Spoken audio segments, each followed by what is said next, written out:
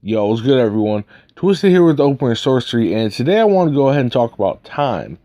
Now, the concept of time is probably something that anyone listening to this is not too alien or unfamiliar with, being that, at least in the Western world, we are very overly fixated on time in of itself, checking the clock, whether we have an actual clock next to our beds that we look at in the morning or look at before we go to sleep at night, or clocks on our phones. We have watches that we wear, all that sort of thing. It means to go ahead and track, okay, you know what, the sun's going to go up and go down and all that sort of thing.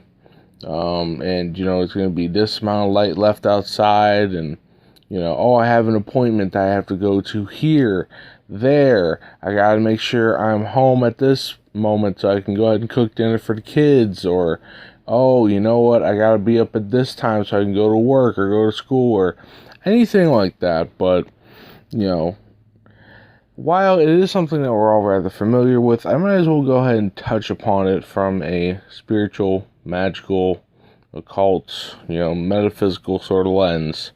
Why not? And this follows the cycles and circumambulation, discussion. Well, it was actually just myself in that one, so you could say like a monologue, however long back that I did that one. And, kind of keeping this being a branch off of that, you could say, and I'm sure that when it comes to things related to time, that, I have likely touched upon it, in other capacities as well beforehand. I can't remember any other particular standout instances, but in the future, an aspect of time itself, which I'll be covering more so in a bit, but, there will be more to come in that, for sure. So, in any case, let me go ahead and just start off with, what I wanted to do in this particular, I guess, monologue again, and talk about, alright, so time. What exactly is it when it comes to the way that things are structured, at least from my best understanding of it? Now, when we go ahead and we talk about our manner of existence, or at least our perspective of the world from, a vision standpoint, right? A lot of times we get caught up in the third dimension, the third dimensional, all that sort of thing. And when we go ahead and we look at the quote-unquote third dimension, it in of itself consists of three aspects in of itself, three dimensions. So this is length, height, and width. And now when we think about like other dimensionalities and things of that nature, fourth, fifth, sixth, seventh, while we understand that there are those components that make up the physical, the tangible, at least the, visible, aspect of the 3D, the third dimension, right? A lot of times, you could say the layperson does not necessarily know what, the aspects of the fourth and the fifth and the sixth and the seventh and so on are, right? Now, in my convoluted explanation of that, time in of itself is actually measurable as that dimensionality of the fourth dimension, as that aspect of the fourth dimension, if you're looking at it structurally. So I'll go ahead and just reiterate that with kind of like a paragraph that I wrote a while back, however long ago, a message that was sent to someone, on Discord, and hopefully that'll help drive the point across. The fourth dimension is comprised of four measurements: length, height, width, and duration, which is time. Within a 3D perspective, it is as though we are in time, experiencing it solely in an immersive way. from a 4D perspective, time is able to be observed from the outside as a measurement, duration, so W-axis, and that'd be like, similar to the XYZ axis of, the 3D and such. W-axis would be duration, time, in relation to that. Similar to and along with length, the x-axis, height, the y-axis, and width, z-axis, they're able to be seen from a 3D perspective. So, going ahead and just touching upon that real quick, that is kind of like as best as I can put it and comprehend it, the structure of time in of itself, right? Now, the thing about it is, it's not that solitary, you could say. As you go up in the dimensions, the dimensionalities and such, from what I understand, things become less dense, become less, solid and stationary, or at least perceptionally. There's a lot more oscillation of atoms and vibrations and so on and so forth. Things work at a more so fluid pace, a more rapid pace, but fluid in of itself. And that's the thing about change. Change is the only constant. And impermanence is the only permanent thing. It's kind of like I guess you could say, like, an ironic sort of thing in of itself. But yes, so time in of itself is not necessarily as static as length, height, and width from a structural standpoint as we see it in the third dimension. But in any case, I won't harp too much on that component of things, so we can go ahead and move on to the next part, which is, alright, so I mentioned the clock before, right? We all go ahead and keep track of time for our own purposes of, say we're cooking a meal, or, we gotta try to see how long it takes to beat that one video game, doing a speed run and trying to get the world record, as some people go ahead and do, say for like Mario or something along those lines, or going ahead and timing yourself for a race. You could say however fast you could be, and I could provide millions of examples, but I'm sure you get the point.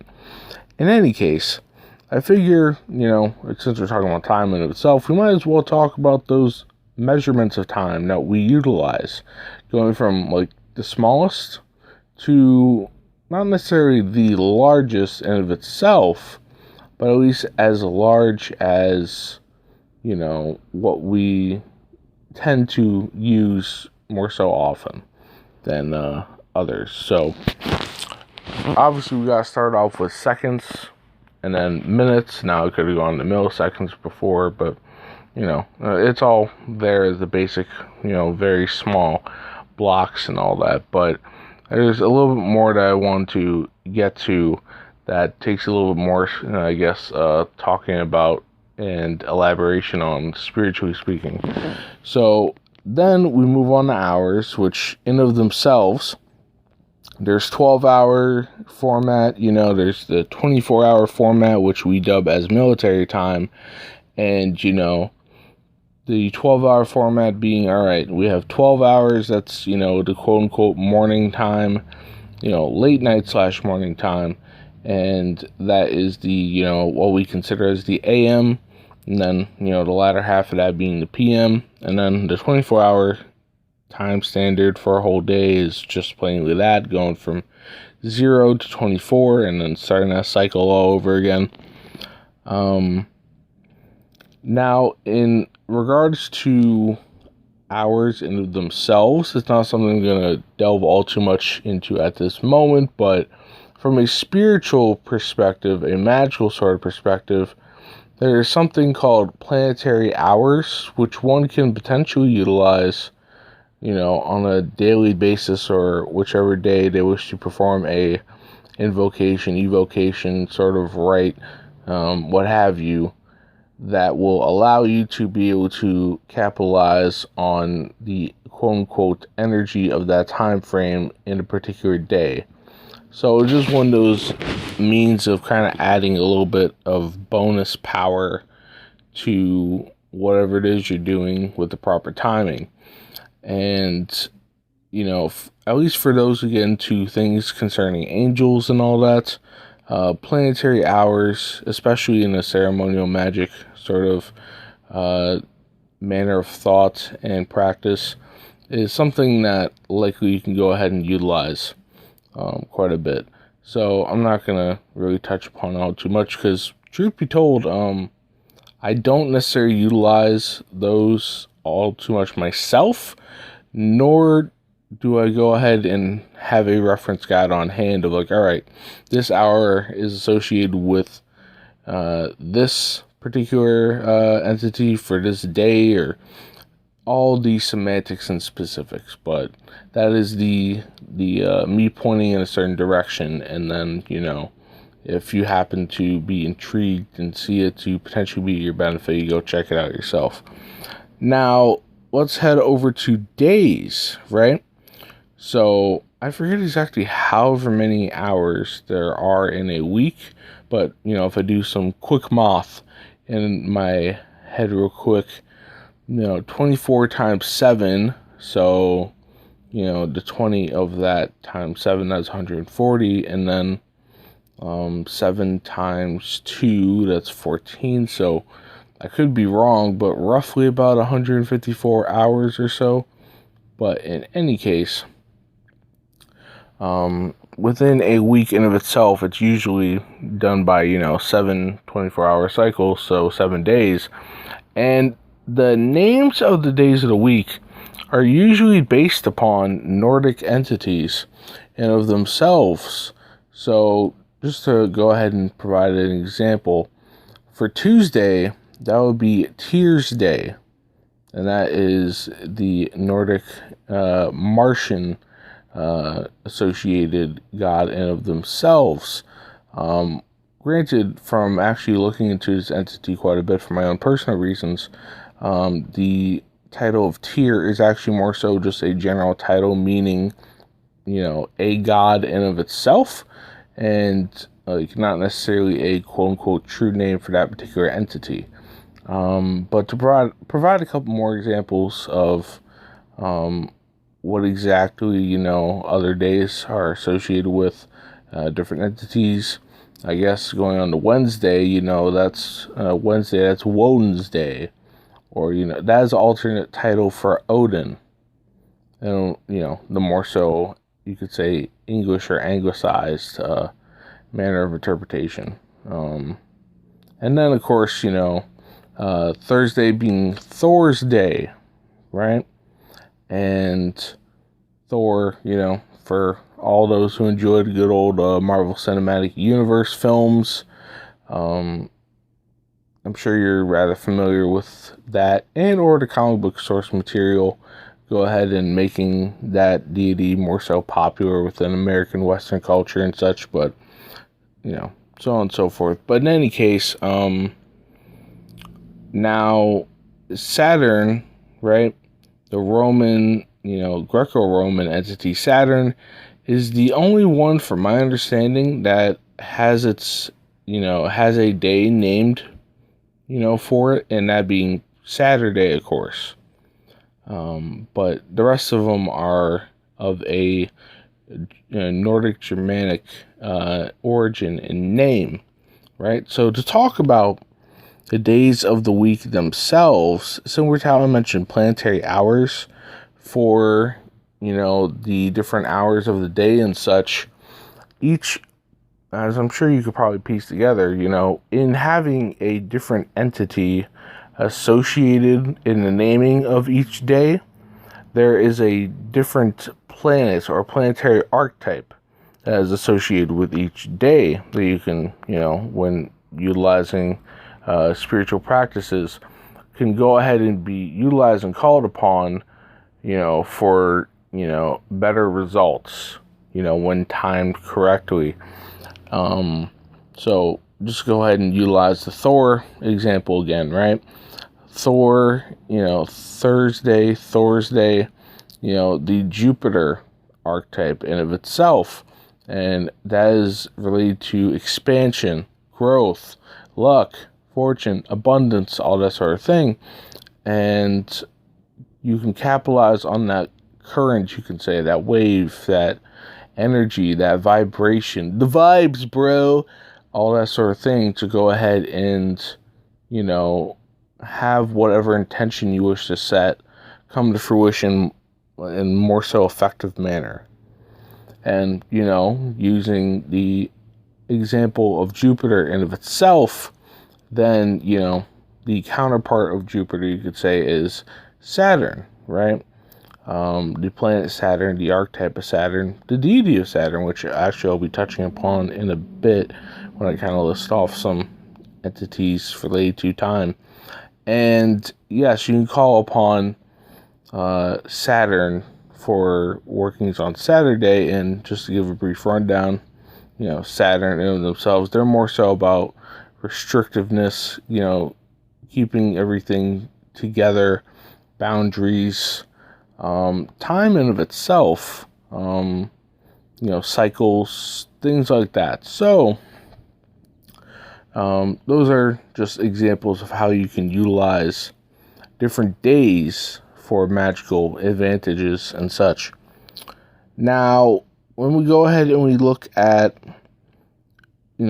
expanding the scope of things, we get to months. And the months themselves are named after, Roman or Latin gods, at least for the first, few. And then also Caesars themselves. And then also some of their numbers, as they refer to it. So, to give a few examples, at least like one of each, January itself is named after the Roman god Janus, who is associated with beginnings and ends, past and future. And that is something that is an entity I'll be talking about a little bit more so later on as well. As well as for an example of a Caesar, August, which, I'm recording this in the beginning part of August, is associated with Caesar Augustus. And to name one more example of a month that is named based off number, we got October, which is associated with the Roman Latin numeral of octo, which is 8. So, expanding a little bit more so, actually, before I get into the more so grander scope of the year, I will say for the months that, for those into astrology and into the zodiac, of course, there are 12 months in the year and 12 month-long periods in which each zodiac sign goes ahead and reigns in the general interpretation of Western astrology. And you could say even like Chinese astrology and Vedic and so on and so forth. This is not including the more so recent attempt at applying the 13th, month. I believe, I don't know exactly how many years ago it was, but there was a news story. There's a little sort of movement of trying to incorporate a snake zodiac sign into the zodiac and such. And some people do that in the present day, but most people stick with the 12 signs in of themselves. Yet, in any case, well, actually, I can go ahead and talk about that real quick. Of in having a 13 base sort of cycle of anything, right?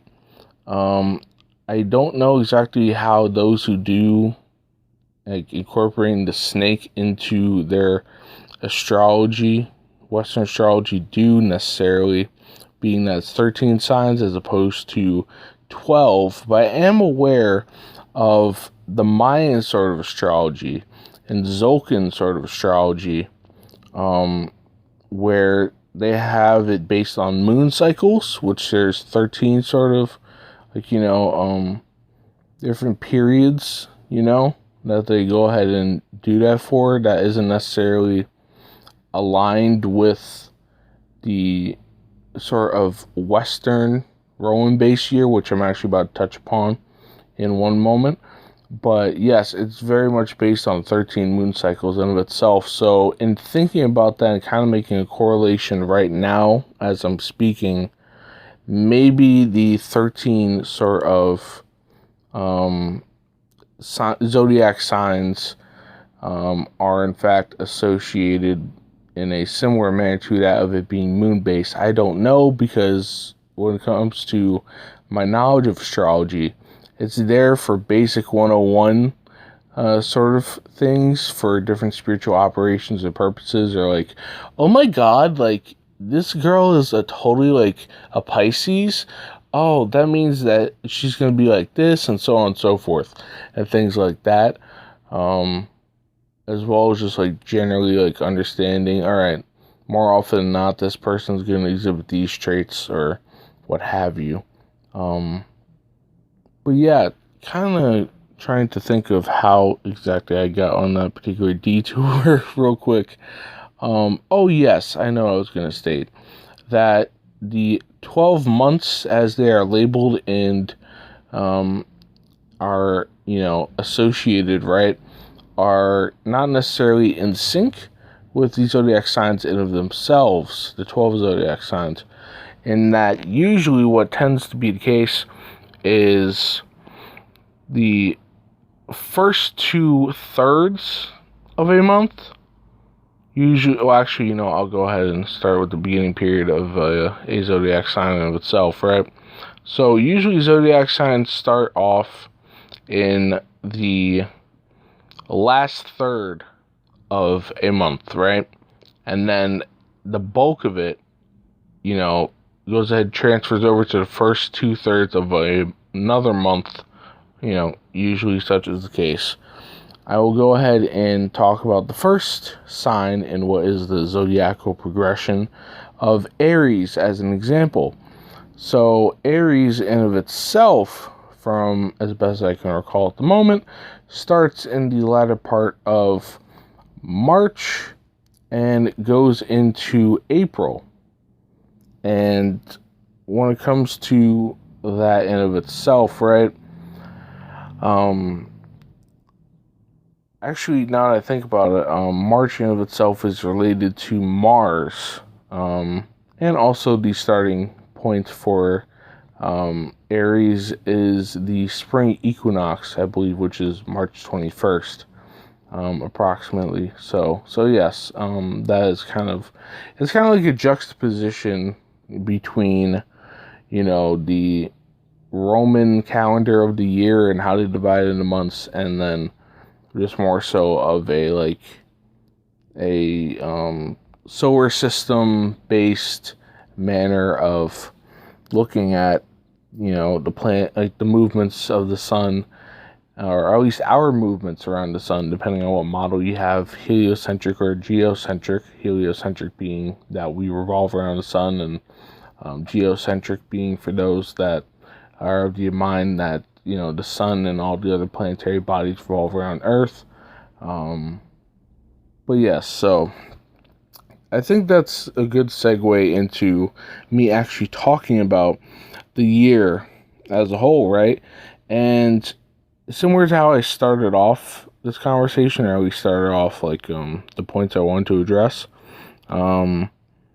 there is a excerpt from a presentation I did a while back about time in of itself, and it's a little write-up about the year, and I figure I might as well go ahead and share this to go ahead and get my thoughts across. I think it's succinct enough to go ahead and convey these things about the year. So I'm going to go ahead and start. It's just only several paragraphs.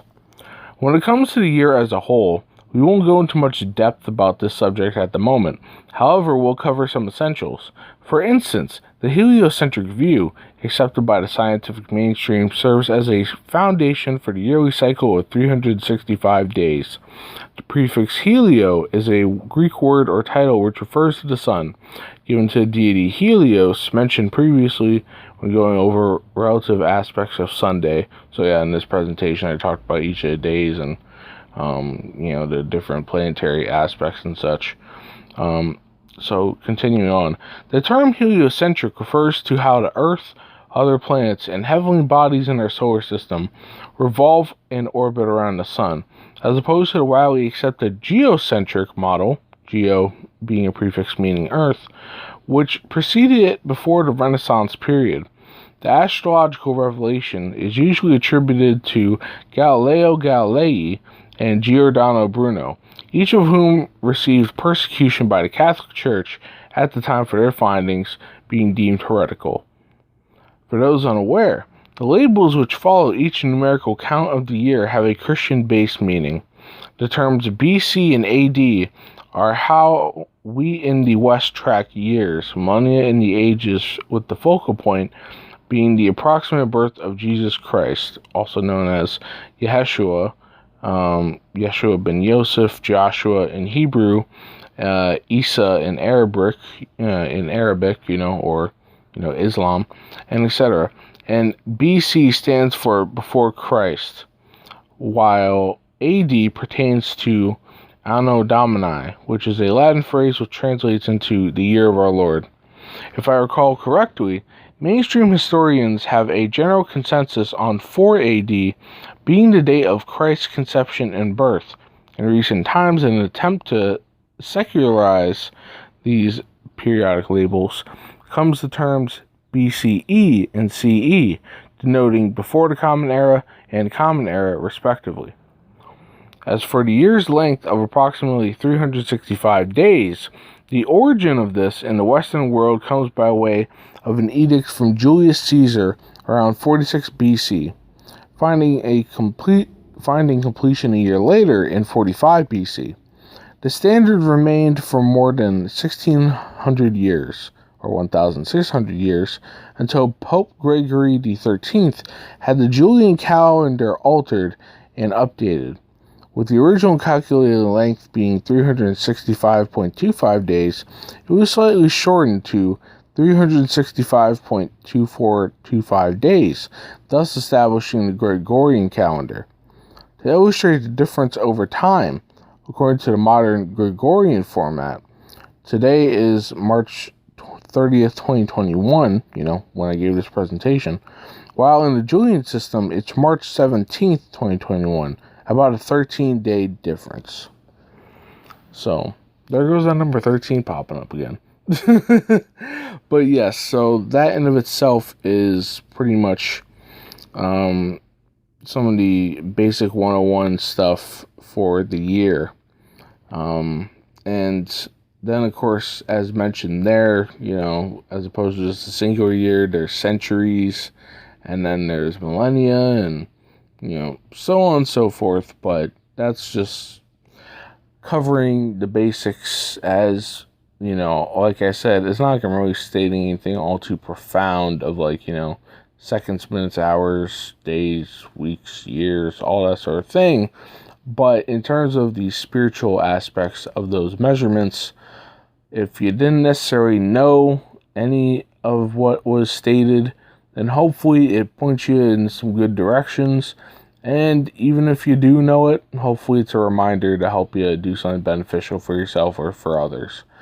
Now, being that I covered those right there, now it's time for me to go ahead and speak about different entities that are associated with time in of itself. And this list won't be too expansive, but starting off, since Saturn was mentioned before, I'll get to them, but we're going to start with the ballpark of the Greco-Roman pantheon, right?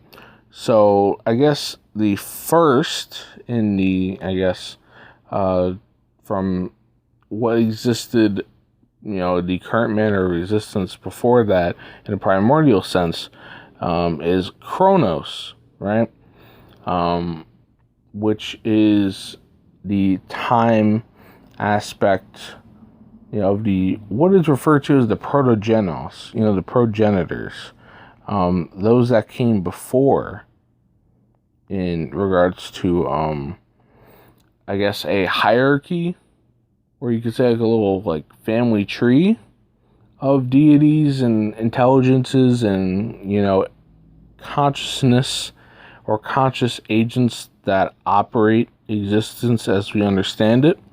Then there's also Aeon, who is the Orphic god of time, who's seen in a also primordial sort of sense, but isn't as, I guess, widely accepted, at least from my understanding, because of belonging to that particular mystery school or esoteric sect of the Orphics.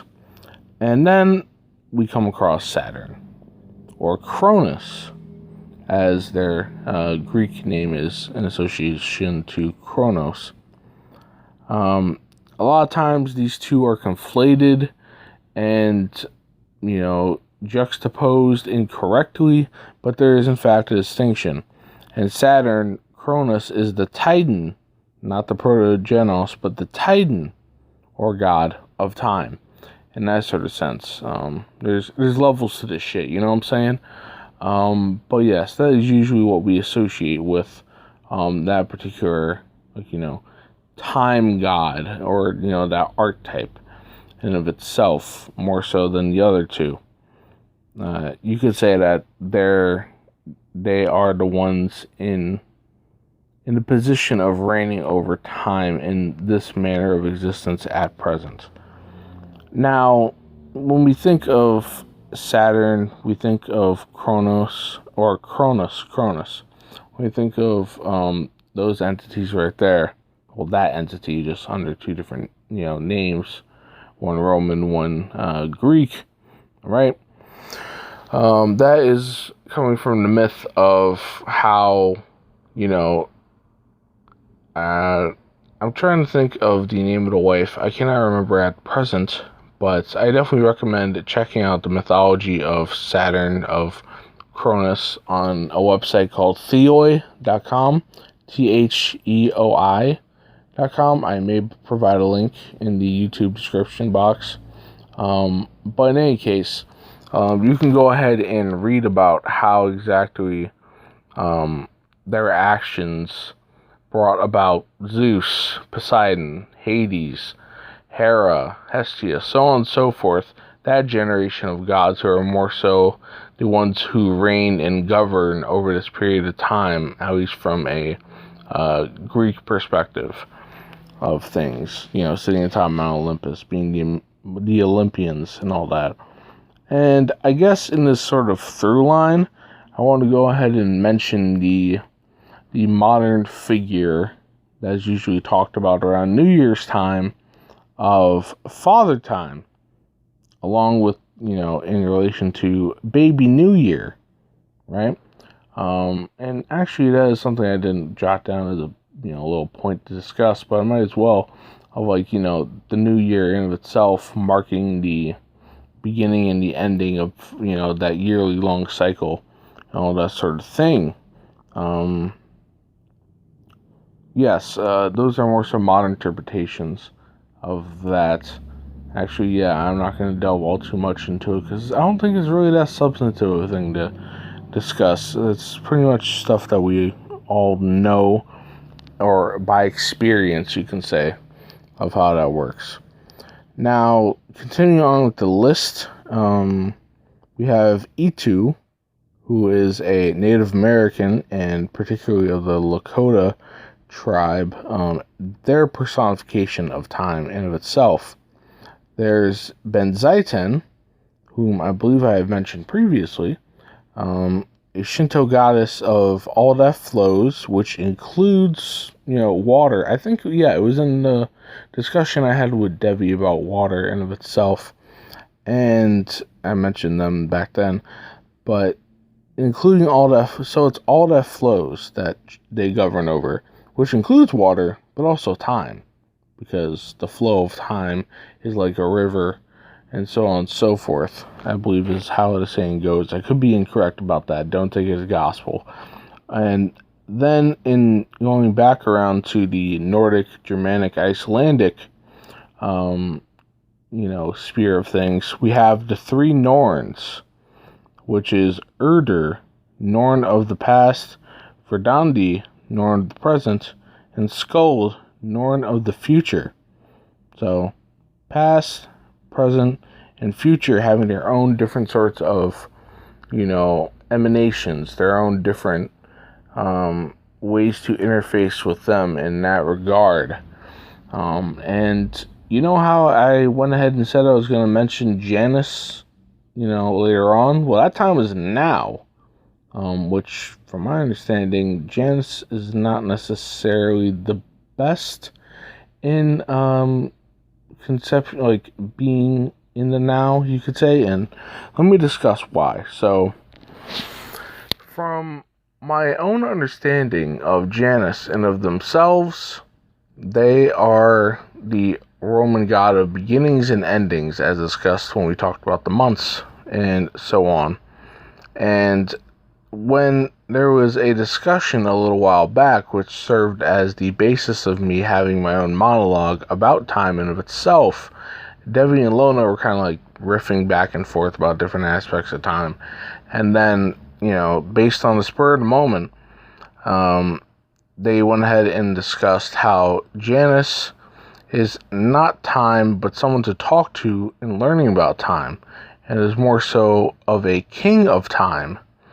And when this was initially mentioned and discussed, Devi herself did card readings, talking about how, at least from what she detected in her manner of intuitiveness and being empathic and such, that there were negative connotations with how they, being Janus, feel about their role.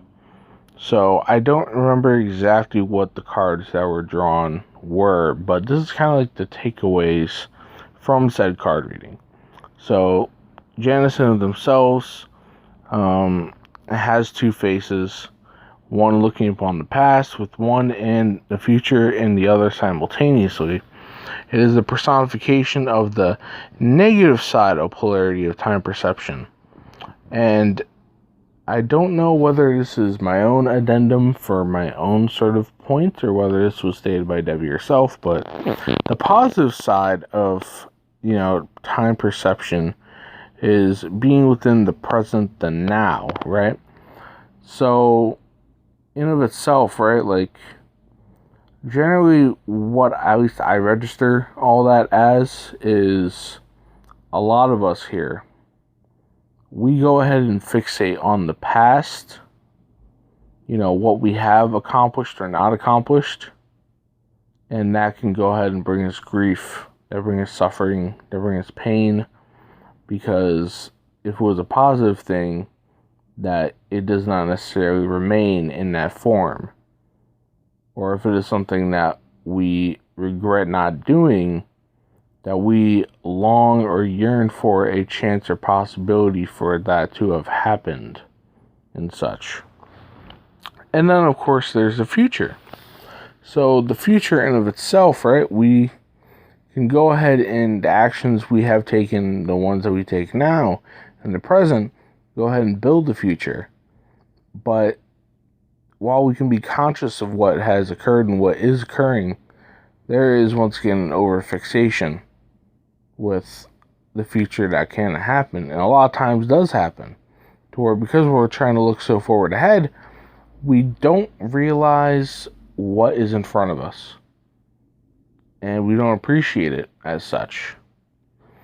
And while there can be an overfixation of the present in of itself, and not recognizing that we should try to plan ahead towards the future in some way, shape, or form, so we can continue existing in some manner, as opposed to just living our lives, recklessly, YOLO, you only live once, that sort of philosophy, right? Well, while there is that sort of, you could say, negligent sort of manner to the present, a lot of times you want to be within the present. You want to be now. You want to be here and now. As Ram Dass has talked about before in one of his books. And also from having read it myself, and I think has quite a few interesting points about this, I will recommend The Power of Now by Eckhart Tolle.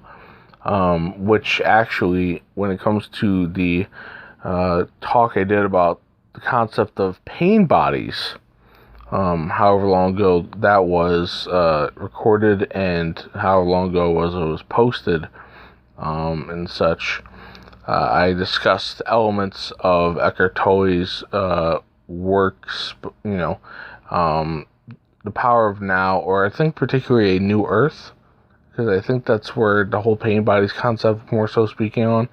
But in any case, yes, Eckhart Tolle, I'd say pretty good author. Go ahead and check out their works. But in The Power of Now, he speaks a lot about the manner of presence and, trying to tap into the focus of now, and in doing so, kind of like letting go of attachments that don't serve us and negative things, and thinking too much of the past and the future in of itself.